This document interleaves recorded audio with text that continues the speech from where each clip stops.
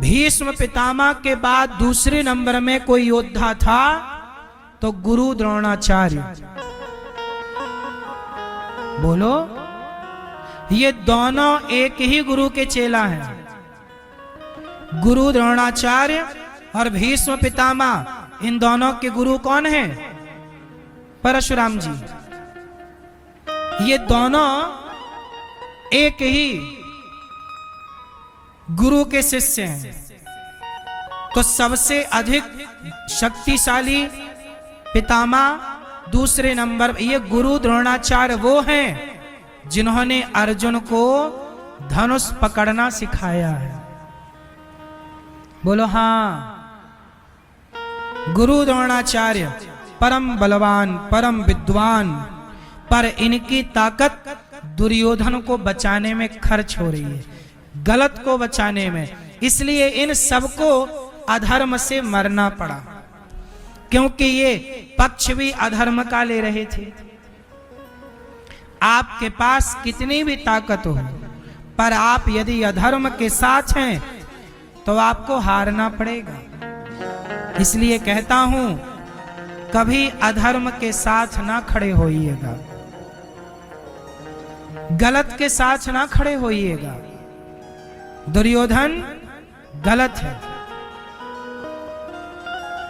क्या मजबूरी थी गुरु द्रोणाचार्य की कि उसके संग खड़े रहे? क्या मजबूरी थी पितामह की कि दुर्योधन के संग खड़े रहे? याद रखिएगा। बताओ, गुरु द्रोणाचार्य जी की क्या मजबूरी थी कि उन्होंने दुर्योधन के पक्ष में युद्ध लड़ा? जरा बताओ, क्या मजबूरी थी? क्या? हाँ, गुरु द्रोणाचार्य को काम नहीं मिल रहा था।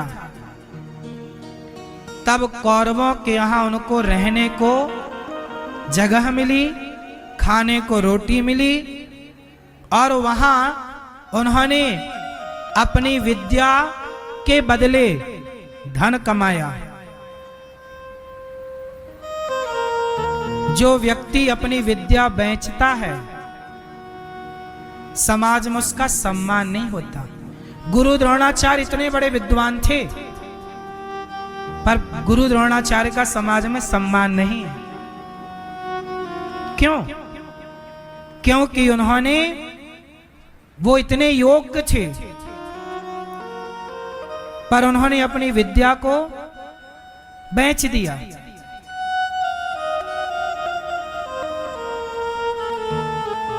उन्होंने राजाओं का अन्न खाया, जबकि आपने देखा होगा दशरथ जी के गुरु वशिष्ठ जी, वशिष्ठ जी अयोध्या में नहीं रहते थे। राजा दशरथ जी का अन्न नहीं खाते थे, वो अपना जंगल में रहते, अपना गुरुकुल चलाते, और जो भिक्षा में मिलता वो पाते। उन्होंने पढ़ाया राम को। राम को किसने पढ़ाया? वशिष्ठ जी ने। पर पढ़ाने का कोई शुल्क नहीं लिया, इसलिए वशिष्ठ जी का सम्मान अधिक है। कश्यपोत्री वशिष्ठस्य विश्वामित्रोथ गौतमा जमदग्निर भरद्वाज, ये सप्तऋषियों में है, पर गुरु द्रोणाचार्य सप्तऋषियों में नहीं है।